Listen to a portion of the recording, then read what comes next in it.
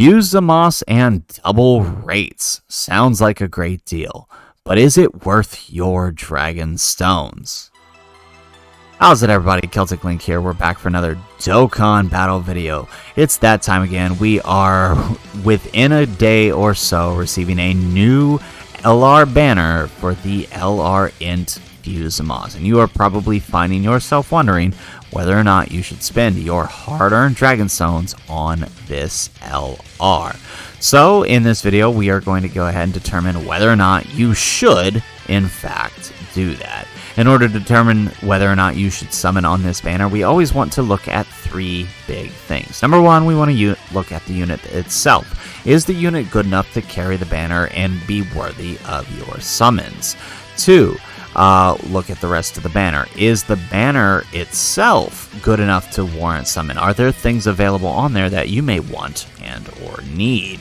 And then three, we take a look at what's to come ahead and whether or not you need to consider those banners before you consider summoning on this one. So let's jump in. Let's start with the unit itself.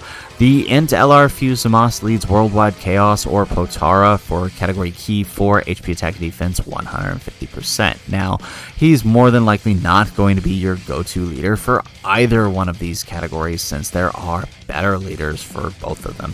Potara's best lead is 180% with the Int Goku and Vegeta Easy Aid from the 7-year anniversary, right? The Worldwide Chaos, so far, their best leader is the Tech Android. So you're probably not running him as your go-to leader for either of those categories.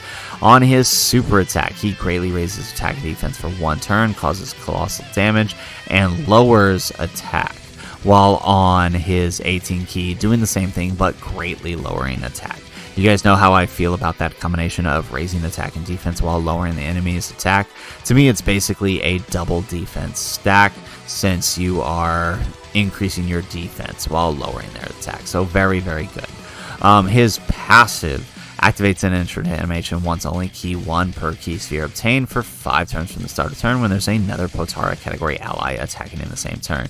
He changes key spheres of a certain type to Int key spheres. He gets attack and defense 100% and reduces damage received by 20%, plus an additional attack and defense 50% when performing a super attack. He launches an additional super attack when performing an ultra super attack and is effective against all types when key is 24.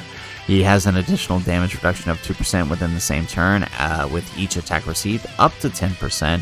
He gets key 1 each time the character receives an attack 5 or more times in battle, up to 5. He recovers 10% at the end of the turn in which he receives an attack 5 or more times during battle. He has a great chance of evading unarmed super attacks that are directed at the character and countering with tremendous power. His active skill can be activated after performing 5 or more super attacks during battle, and it massively raises attack, causing ultimate damage and stunning the enemy for 1 turn. So, altogether, this makes him an extremely powerful unit. He is nigh unkillable once he is fully built up, with all of his damage reduction, with his defense raises, the extra super attacks that he's launching, He's virtually invincible by some of the higher echelon of the Red Zone boss's super attacks. He's also one of the few extreme units that has a counter mechanic. There aren't too many with that mechanic, so kind of nice that we actually have a extreme unit that can take advantage of it. So all in all, if I were to assess this unit, I would say he is a +1 in the category of summon, simply because he is just that good. I would only say the caveat is if you have the partners to run him with, such as the LR Rose and Zamasu, the Tech LR, the OG one, simply because they are about to get an Easy A, and they work very, very well when run next to this guy. Even the STR Rose, who just Easy A, works pretty well next to this guy. So if you have one of those guys, if you can build a fairly decent Extreme Class Potara or Extreme Class Future Saga team, he would definitely warrant a spot on your team, especially if you pulled the Vegeta and Trunks, since this guy does fit on their 200% leader. So, as I said, for the unit itself, that's a +1 in the category of summon. But obviously, these units don't exist in the vacuum. And what you're looking at right here is the banner in which he appeared on JP. He appeared alongside the Int LR Rose and the STR Tapion and Minosha. Both of these LRs are decent. As you guys saw in our Cell Max video, Rose can be alright against these higher echelon bosses. He can deal some damage. He's not surviving any hits, but he can deal some damage. Tapion and Minosha are extremely good once fully built up. Like this, Fusion Zamasu can barely take any damage when run on the right setup. The rest of the banner is all unfeatured, they're featured, but they're general pool SSRs that are typically in the unfeatured pool. So nothing too outlandish here, except maybe this STR Trunks. He's still pretty good. And even this Mai, to a degree, for Super Battle Road, Extreme Super Battle Road, she's still pretty good. So all in all, looking at the banner itself with the featured units, if the banner is to remain the same, I would say that it's a no-go, right? This is Tapion and Minosha are good. Int Rose is okay. His animations are kind of cool, but altogether, the banner's not that great, even when you consider the fact that there is an unfeatured pool of LRs here, right? I believe since this is the first yellow coin LR since Goku. Oh, no, not Goku Piccolo.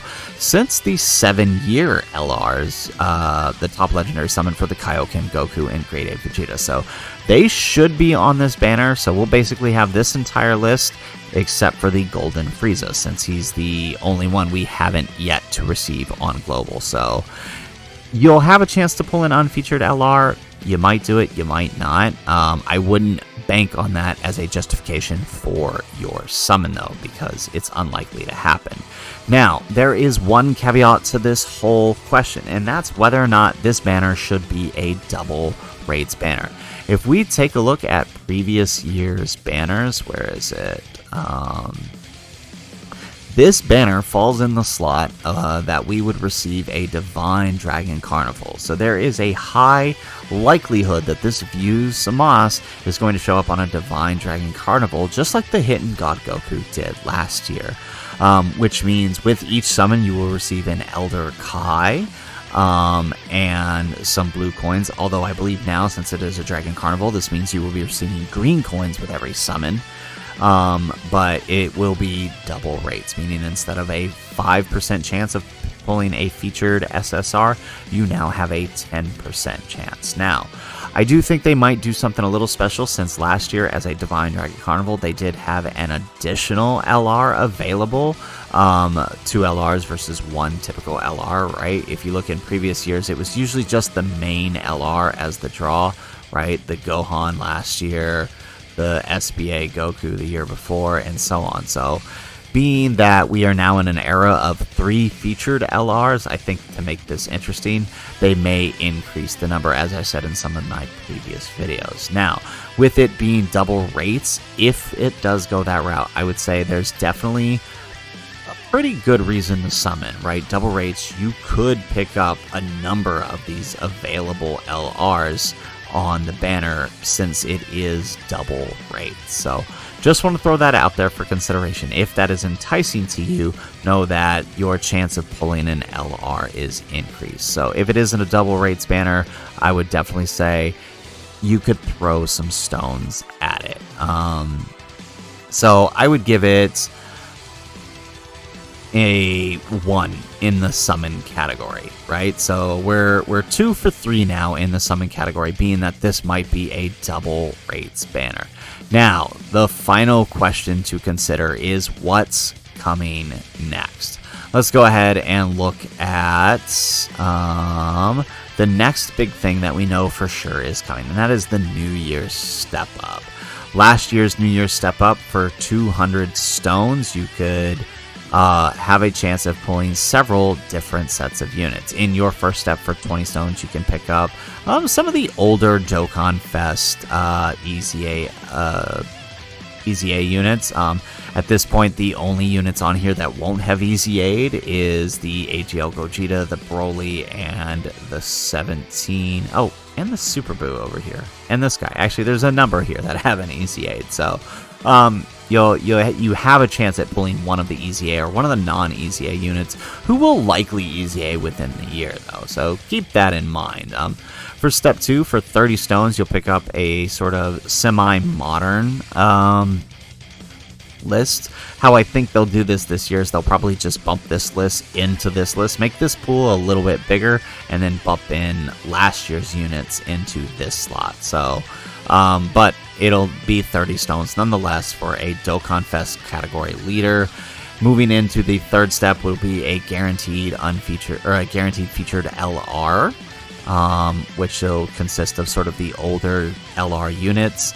And then the next step will be the more recent Dokkan Festival exclusive. So last year was pretty much all of last year's Dokkan Festival exclusive, so I imagine it'll be somewhat similar this year.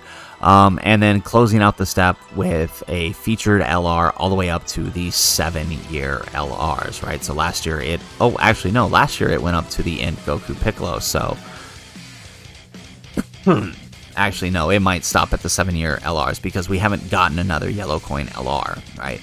They still got that one. This should have been our Golden Frieza slot, but it didn't happen. So this will probably only go up to the 7-year LR. So something to keep in mind. This is a huge benefit to your account if you're someone who is newer to Dokkan, or even if you've been playing for a while, right? This is always a good chance to pick up dupes for units you may not otherwise pick up on a banner if you are a free-to-play player. So this is definitely a huge benefit, and I always recommend saving the 600 stones so you can do all 3 steps, right? Because you can do this multi-step discount for 3 times. So I definitely recommend holding on to the stones for that. So this banner is definitely a must summon over the previous banner. We also have coming up, where is it?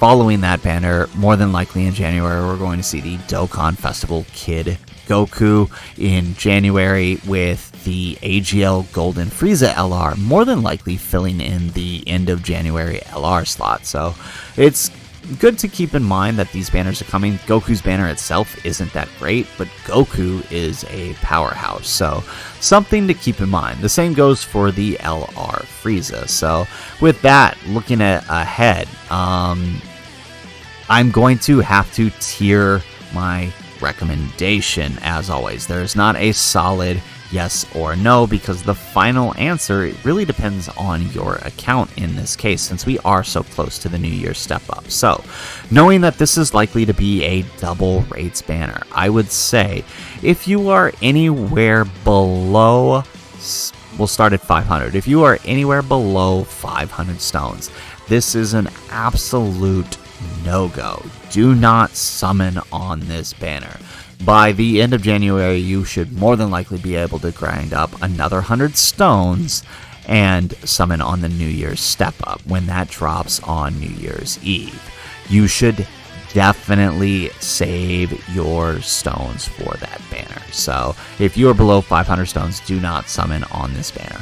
If you are 500 to 800 stones, I would say, maybe do 100 to 200, maybe even push the 250. Usually 250 is a good mark. If you don't pull an LR within 250, that's a sign you should stop, especially on a double rates banner. So would say if you're between that, do no more than 250 stones. If you're anything above that, summon as you see fit, but leave yourself 600 stones at least. That's going to be my tiered recommendation.